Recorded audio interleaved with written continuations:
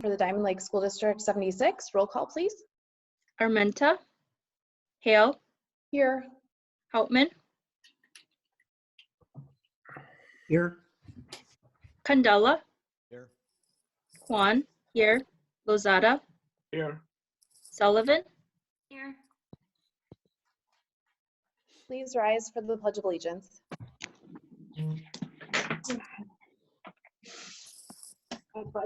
Allegiance to the flag Of the United States of America.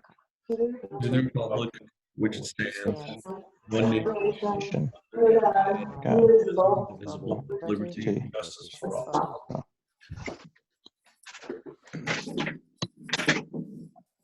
Okay, we now move on to public comments.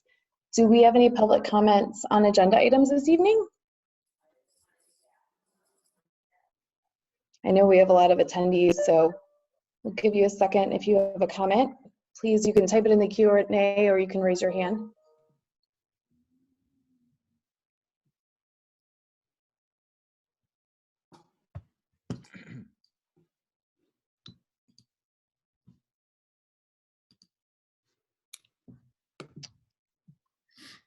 Okay, I don't see any public comments. Do you, Eric? No, there isn't any. Okay. Then we will move on to the business agenda. Or, I'm sorry, Bhavna. Yeah, it's okay. First of all, I want to welcome all the teachers that are here. Seeing out of our 33 attendees, I think that we have about 20 teachers. So welcome, teachers. It's great to see you all, even though we can't physically see you, but thank you for coming and attending. I want to introduce two of our newest district leadership team members that have, I know, attended our board meetings, but now are able to, you can actually put names to faces. I don't know where they are on your screen, but on my top left corner is Brandon Peterson, who's going to be our new principal, or excuse me, assistant principal at West Oak Middle School. Welcome, Brandon. Yes. And then sorry, go ahead. Yeah, it's a pleasure being here. Thank you. Thanks for coming. And then our new special services coordinator is Blake Dole, who was just hired at our last board meeting. So welcome, Blake. Thank you. I'm glad to be here. Thank you. Welcome. It's nice to be able to put a face with a name. We look forward to actually meeting you in person, hopefully sometime soon. Okay, we will now move on to the business agenda. The first item on the business agenda for this evening is the omnibus vote agenda. Items under the omnibus vote agenda are considered routine and or non-controversial and will be approved by one motion. If anyone, board member, staff, administrator, or citizen wishes to have a separate vote on any item or items, that item or items will be pulled from the omnibus vote agenda and voted on separately. Be it resolved that the Diamond Lake 76 Board of Education accepts and approves the omnibus vote agenda items A through E as listed. May I have a motion to approve? So moved. Second? Lozada, Yes. Candela, Yes. Armenta, Hale, Yes. Houtman,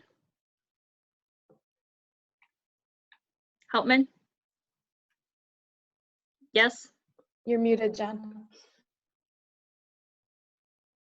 Yes. Sorry. okay, Kwan, yes, Sullivan. Okay, moving on to the resolution for the appointment of treasurer. Whereas the school code instructs the trustees of schools to appoint a treasurer who shall be the custodian of school funds and responsible for all receipts, disbursements, and investments of the school funds, and pays orders issued by the school board. And whereas Mr. Eric Rogers will assume the position of Director in Finance and Operations on July 1st, 2020, and possesses the qualifications set forth in Section 5-1B of the school code. Therefore, be it resolved, the Diamond Lake School District Board of Education appoints Mr. Eric Rogers to serve as treasurer for Diamond Lake School District 76 for a one-year period beginning July 1st, 2020 for the annual compensation of $3,000. May I have a motion to approve? So moved? Second. Candela, Yes. Lozada, Yes. Armenta, Hale, Yes. Houtman, Yes. Kwan, yes, Sullivan.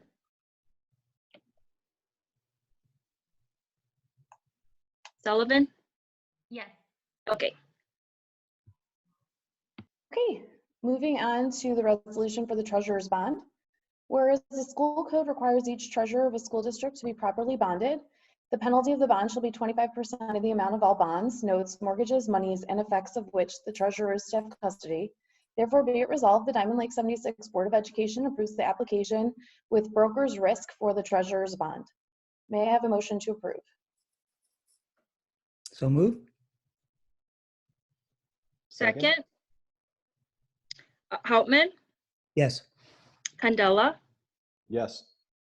Armenta? Hale? Yes. Kwan? Yes. Lozada? Yes. Sullivan? Yes. Okay, moving on to the 2020-2021 board meeting dates. I know at the last meeting, Bhavna mentioned a couple things that were different about this calendar. So before we approve, I just wanted to make sure no one had any questions or issues.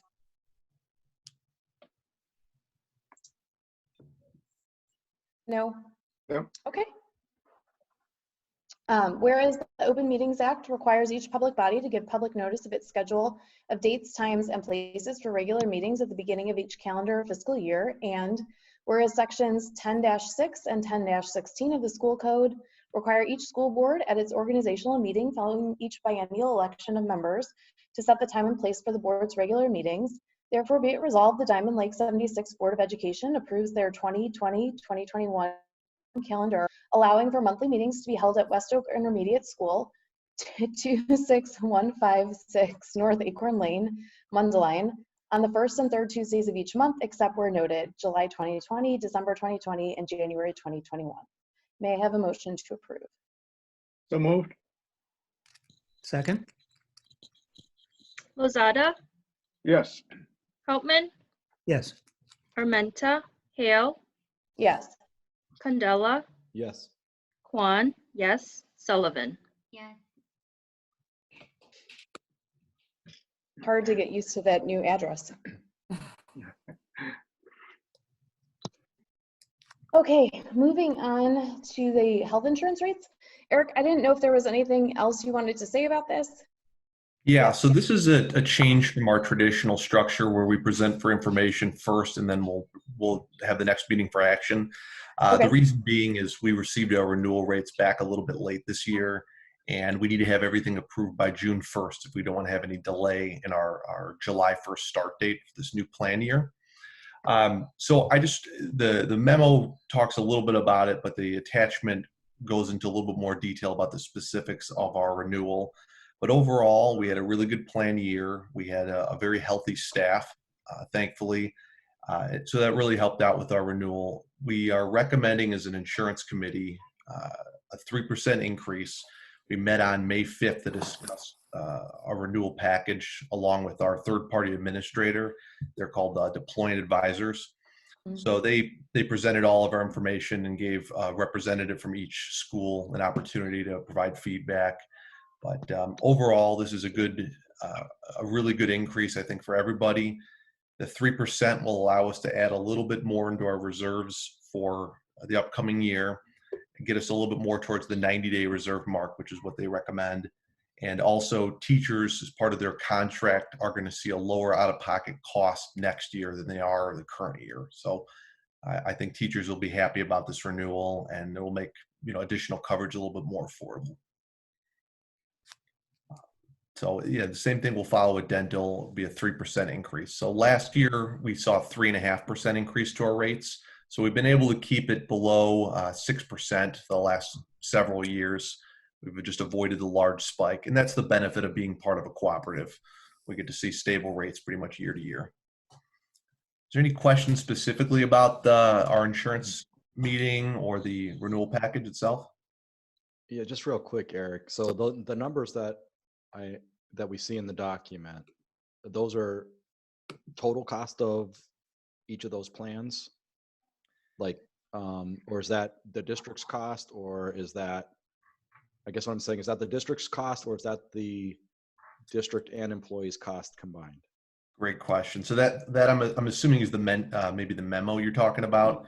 Yeah, whatever. Well, it's in a couple of different places. It's on the resolution. The rates are on the resolution, and the rates are in a separate document. Perfect. As well. Yes, so those are the actual premium cost to the district. The employee gets a certain percentage subsidized as part of their benefits package. So we give a set dollar amount for each individual. So this next year, it's a little over $11,000. So if an individual wants a single coverage option for either of our two plans, it'll be free to the employee. And if they want one of the additional coverages, like family, for instance, we would subtract out the amount the board gives, and that difference is what the employee pays out of pocket. But this is the actual cost of the premium for the district. And if you're interested in what the specific breakdown of the fees are, if you go look at the one attachment from Allied, it lists it as, that'll go through all the different fees. So there's a Blue Cross administrative fee. You know, we're subscribed to something called MD Live.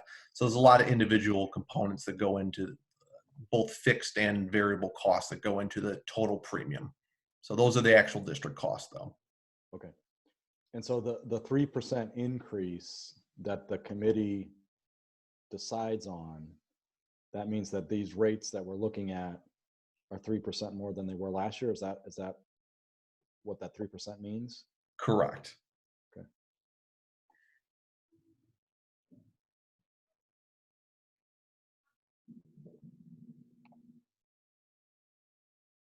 Any other questions? And Eric, you need us to vote on this tonight, correct? Correct. Yeah. So basically, you'll just be approving that I authorize sending back a 3% renewal. So I'll sign off on there's attachment for each of our two plan options.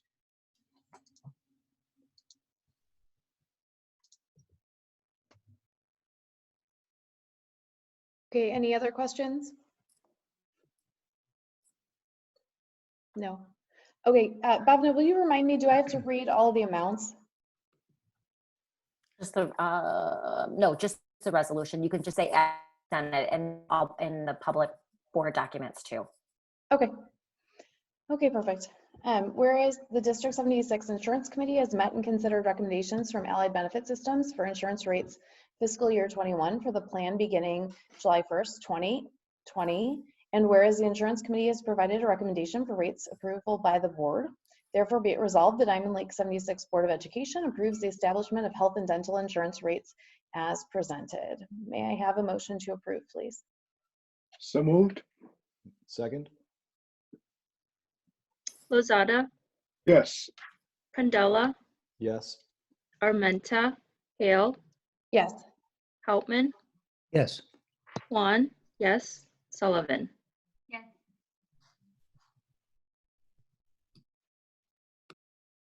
Okay, that concludes our business agenda for this evening.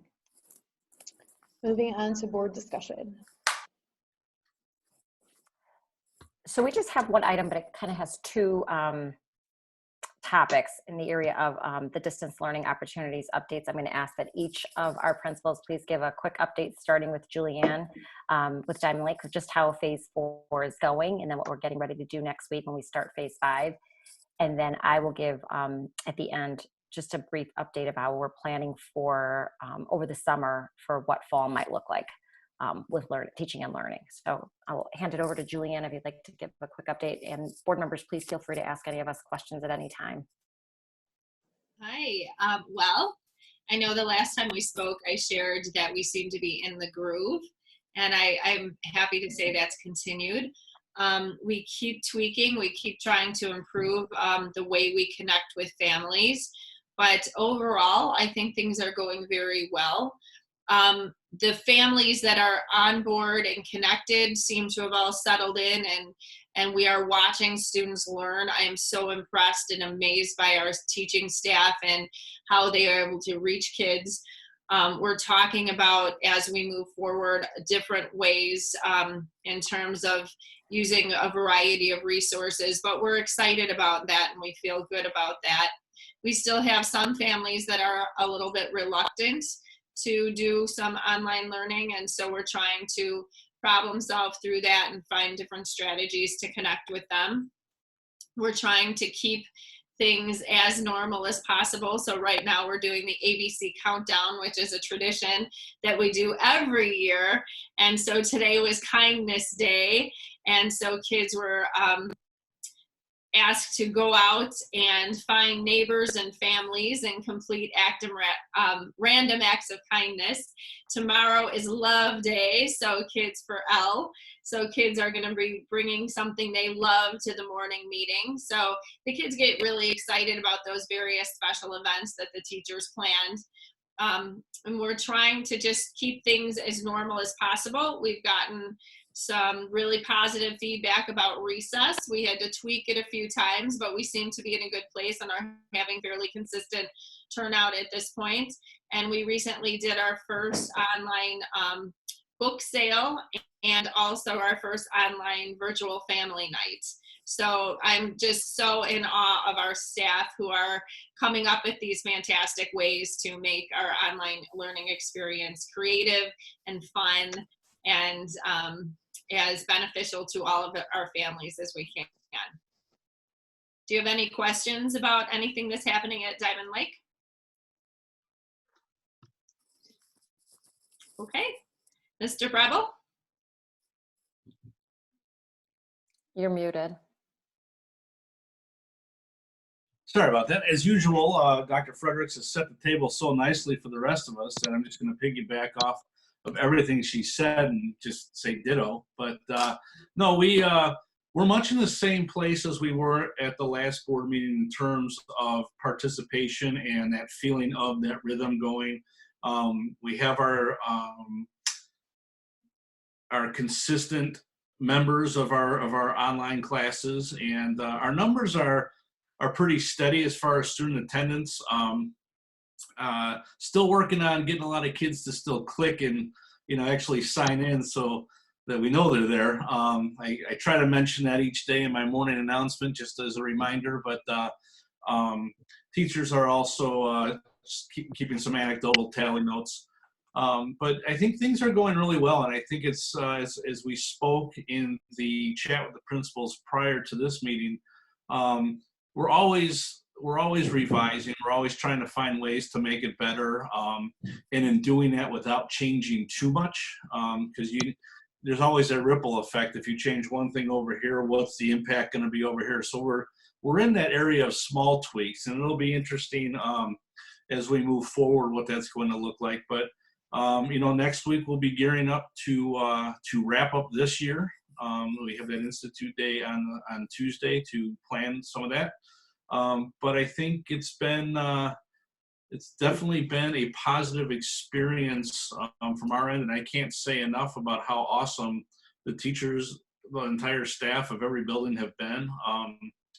It's really, as much as we don't want to be a part of this thing, whatever this is with the distance learning, I couldn't be more proud to be part of it with the crew that we have around us. So my hat's off to them if I was wearing one, but no, I think everybody's just contributing. Our families are coming on board. It's a team effort, and I feel like our whole community is involved in moving this thing forward.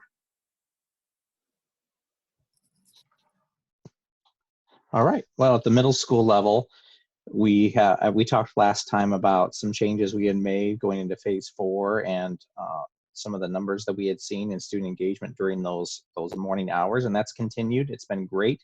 Teachers have found some really excellent ways as they've walked through this process and this way that we've structured the school day to connect with students throughout the week through ongoing projects and discussion boards. They found a way to engage students both that are in their class during that time period and may log in during the day to get some really high participation. There's been some really nice projects that have come out. Our Encore teachers have done a great job of finding a way to connect students using technology to express themselves while integrating that with math and ELA. It's been a very positive process. And we're finding ways to continue to differentiate to meet different learning needs, to work with those that we're seeing live and that we may see later in the day, and to provide kind of that choice and that rigor depending on where students are coming from. So that's an ongoing process, and we're continuing to learn. but teachers have done such a great job supporting each other through that process. And they just, over and over again, I hear how much they miss the kids and that they wish they were with them. But they're very positive about where we're at right now as a school. And now we're starting to think about graduation, and we've been communicating out with parents. A couple communications have gone out about graduation with 8th grade, and we've got some plans in the works for that, some things we've communicated out. And again, we're sad that we cannot see them in person, but we're hoping we're going to do some things to let them know how important our 8th graders are to our community.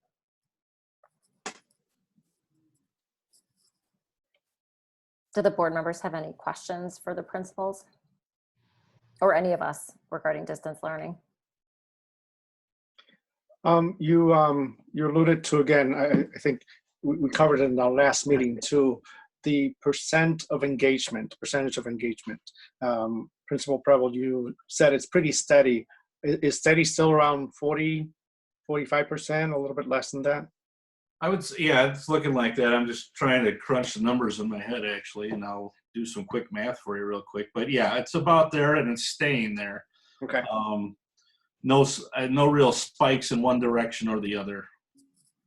Okay. Yeah, no, I know you guys are doing a lot of hard work to try to engage those families, and it's unfortunate given the situation, but it's what it is. So not much we can do about that. It's about, the average is about 45, 46% Okay. for the intermediate school. Okay. Yeah, and I'll speak what we're doing to measure at the middle school. And we're finding the best metric is to use GoGuardian. It's kind of our online platform for teachers to monitor student work. And so we can look at student activity snapshots. And so in the morning, we'll see at a given time, we'll take a snapshot of engagement. It'll be about just around 50%. Though teachers are, like I mentioned, are getting creative and getting 70, 80% in some cases to complete some of those ongoing assignments.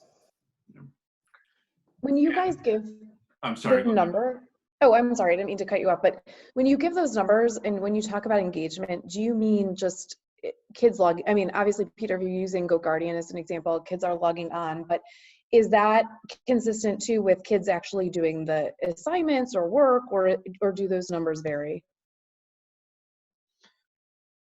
If I speak to the middle school level, the way that we measure it in that sense is we have probably about 3 different spreadsheets. We have a spreadsheet for each grade level, and teachers log if students completed the work, majority of the work for that subject for the week. And so if I'm to look at, that's another way we measure it. So we'll look at engagement, and then we'll look at, are they engaged in all subjects completing that work? So I would say, if you're asking how many students are completing for the vast majority of subjects, it stays about that. It drops a little. I'd have to go and pull the spreadsheet up, but it dropped. I wasn't prepared to look at that. No, that's fine. Number. I just wanted to know, when you're talking about engagement, what specifically you're using as your measurement, or what you're talking about. You don't have to give me the specific data. I'm just trying to get a handle on, does that mean kids are just logging onto their Chromebook? Does that mean kids are attending a live lesson? Does that mean kids are turning something in? Just so we have a better idea of what that actually means. I'm referring to they're attending a lot. They're engaged on their Chromebook, so we can see they're either in a live lesson or they're completing their work or doing their work. Work completion we have to measure separately, and that varies because we'll see certain subjects get their work completed over others, though that has fixed itself in a lot of ways over the last couple of weeks. Okay, thank you. That's an important topic, especially when I think about the 8th graders, because I hope that the majority of them are engaged. If not, then as we transition them to high school, and you guys talked about this in our last meeting, that you've begun conversations with the high schools to be able to help them anticipate what remediation work some of these students will have to, be exposed to. But more importantly, hoping that the 8th graders have had a sense of commitment to know that they have to prepare a little bit better for whatever happens in high school and so forth, because it's such a tough transition. Any comments about that? I'll say, have you heard of 8th grade-itis? Yes. Oh, my son had it. Yeah, Mr. Condella can weigh in on with Owen. Yeah. I will say that working with both Mundelein High School and Stevenson, and I had alluded to this last time, that Stevenson is reaching out to each of our 8th grade teachers to survey them and the the learning targets that were missed in third trimester. And then I have provided I've provided Mundelein High School our third trimester learning targets so that they're aware of what has not been completely covered in terms of 8th grade ELA and math, science, and social studies. I would just give a historical perspective. Typically, 8th graders, after placement process in January, early February, tend to decrease in their engagement and completion of schoolwork. We usually have parent-teacher conferences, and then miraculously they rise again at the last, right after spring break. They pull it together. We have the graduation dance and the ceremony, but we try to encourage them. The best way to prepare for high school is to finish strong in 8th grade. And given this current situation, we don't have that same connection with the kids. We've lost a lot of that without being in the classroom with them. We're working very hard. The teachers are communicating. The office has made some phone calls, trying to reach out to parents. But I think right now, this is still such a unique situation that some families are focusing on other priorities. Not that education isn't, but the survival and making sure they're safe. And so I think we're not seeing the same rebound in the spring as we traditionally would, given the fact we're doing distance learning compared to brick and mortar. So just a little perspective. Yeah, and I would add, I appreciate that. It's definitely realistic, and Yes. thank you for that. Yes. You know, the high schools have been pushing a lot more communication as well about summer school down to us, where, you know, hopefully we'll see this is even more of an incentive for students, even though that's going to be virtual, both Mundelein and Stevenson. They see the value in seeing students connect to that. And we hope a lot of our students will participate. Just to ask as a follow-up on that, because I don't know that we ever got an update for the board, but I know that our calendar year was overlapping with the high school summer school schedule. So how is that resolved? Well, I'm not sure if I'm the one to speak to it. Chris, were you going to say something? Well, we know that the Stevenson Summer School kicks off on the 2nd, and we had sent information home to all the parents of those students and the Mundelein parents. Mundelein starts the 9th. So any child who is going to be enrolled in those summer programs would automatically be enrolled in those programs. And we had sent that information home that they would not be penalized, for lack of a better phrase, that we know that because of the delay in the opening of school due to the construction and the fact that we pushed the calendar back a couple weeks, that the students did nothing happened to cause that other than the decision made by the adults and the leadership team. So it was determined that those children would be able to be enrolled in summer school and they would be penalty free. We're going to continue to honor all that. We know that the children would be enrolled in their summer school program at Stevenson. And if they're enrolled at Mundelein, they would start the 9th. We sent out, as Mr. Cunningham stated, we sent home last Friday with Dr. Sharma Lewis's letter. There was embedded a link for 8th grade parents about the end of the year collecting certain things like Chromebooks, cases, etc. We would start that on the 8th, the 9th, and the 10th, and that they would get their certificates of promotion, you know, and anything else we have to give them if the yearbooks come in, and if we had any gowns or shirts left, we would do that as well. But we're not penalizing them at all. Thank you. And just to summarize that too, I know that we also met with the 8th grade teachers earlier. I believe it was January or February, and letting them know My computer's that freezing, sorry.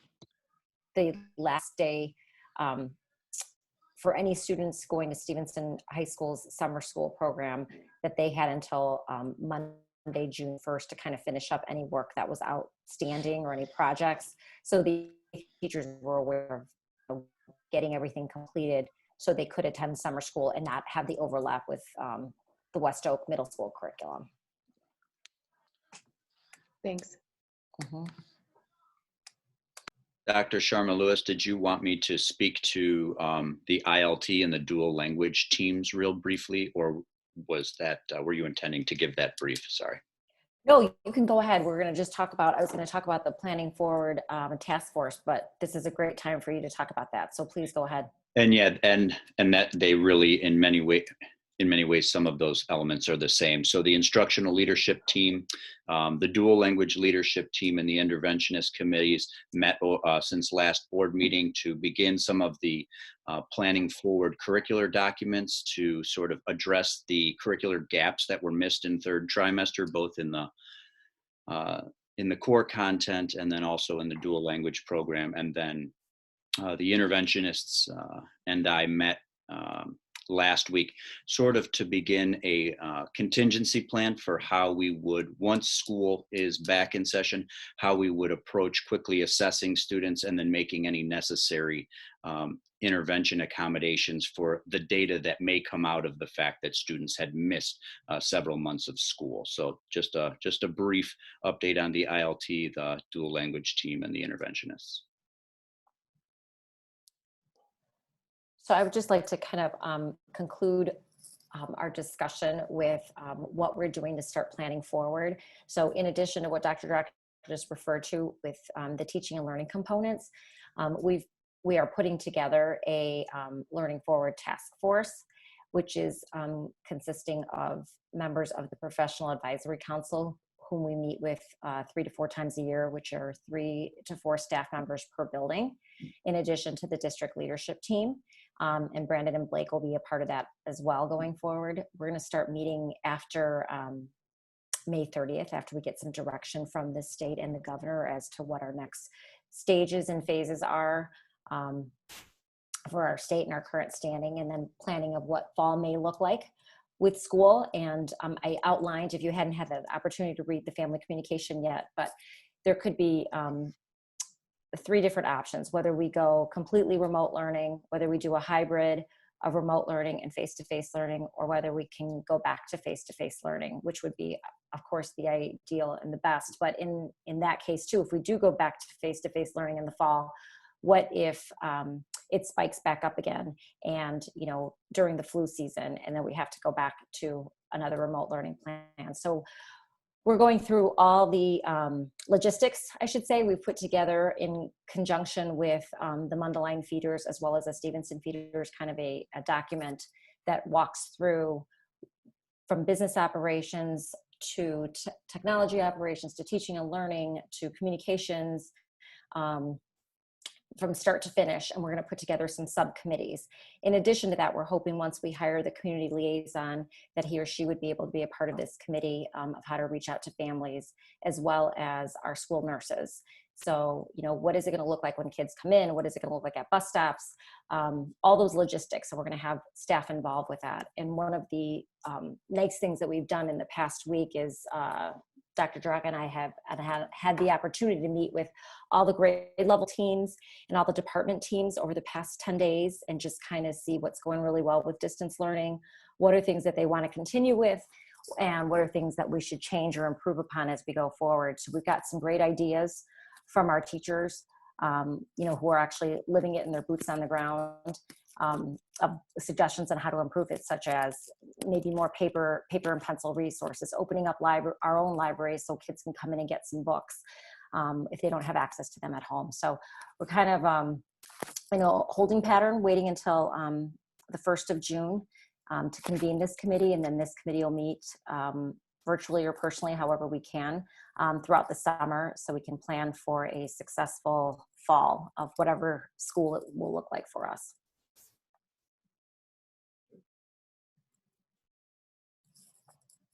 So I just kind of wanted to give you an update of what our current status is as we are thinking and planning ahead. No, thank you. I know that that's having had that parent meeting right before. I know obviously that's the question kind of on everyone's mind, whether you're a parent or teacher, staff. So that's helpful. At the next board meeting, can we also get kind of just an update or an overview about summer school if you have some more of the specifics? I know we'll be closer in time to that, and maybe if we have an idea of how many students are attending and how it's going to look, I think that would be helpful too. Sure. Okay, I think that wraps up board discussion unless anyone has anything else. Okay, FOIA requests, we did not have any. Notices and communications. There's just the updated Board of Education calendar for this school year. And then the 403B plan change. Eric, did you want to speak to that? Yeah, this is just for information today. I've been exploring different options for a 403B third-party administrator because the current vendor we use doesn't really provide as much value as I'd like. So this won't change anybody's plan that currently has a 403B through our district. They can be grandfathered in and keep their same vendor. But going forward, I'd like to utilize this new company as our third-party administrator. They handle all the education and the liability that comes with this new CARES Act and things like that's coming out. So really, I just need a resolution to approve them as a TPA, and then going forward, they're going to serve as our both our advisor, and then we do our investments through them. So if an employee wants to elect to do a 403B, they sign up with this company, they handle all the education, and most importantly, it's a nonprofit, so there's a lot less fees than you would have with a traditional advisor like VALIC or Fidelity. So I think everyone's going to be really happy with that. That's great. So Eric, when are you asking that we pass this resolution, or? This would be next meeting. At the next meeting? Yeah.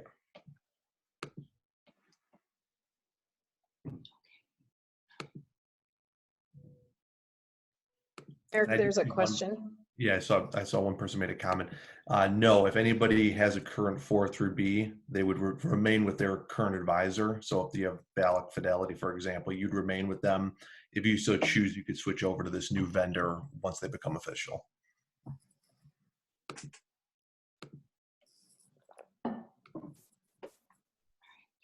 Okay. Thank you. Do we have any other notices of communications? No, that's it. Okay. Moving on to public comments and petitions on non-agenda items. Do we have any public comments?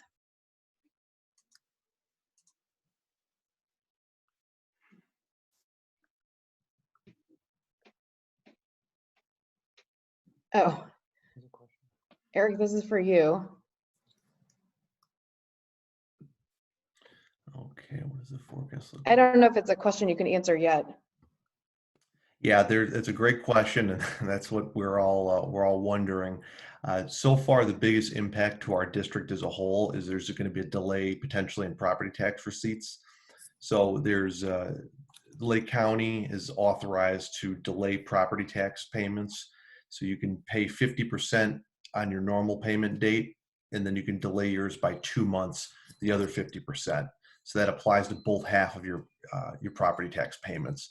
So essentially, if you do not have an escrow account, you can delay by 2 months, which means the district's going to get delayed payments by 2 months. So I don't really have clear data as far as how many people don't escrow their mortgage payments, their property tax payments. But I am expecting there to be a slight delay.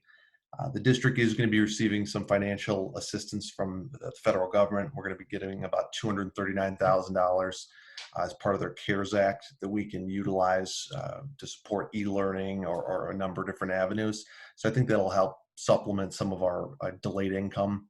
But because the district's reserves are adequate and very strong, we're going to be able to weather a 2-month delay in property taxes. That's not something I'm worried about.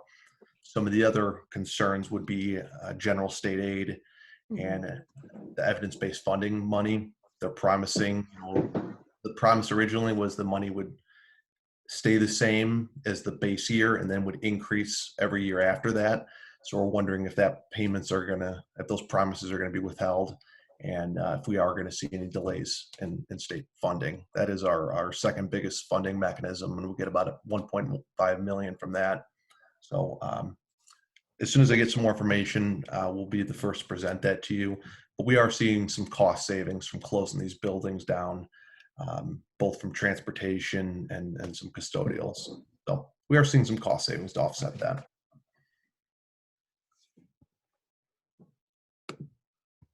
Okay, does anyone have any further questions?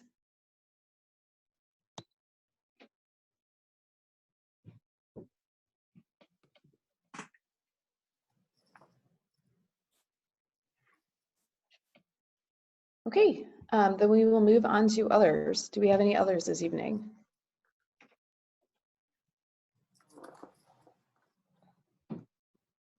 Not from No. us. Anyone on the board? No? Okay. Then we will move to adjourn. Thank you all for attending this evening. We had a huge amount of attendees, so thank you for joining us. I think that might be a record, at least for this board. We hope you all stay well, that your families stay well and stay healthy, and we will see you again in about 2 weeks. Can I get a motion to adjourn? So moved. Second?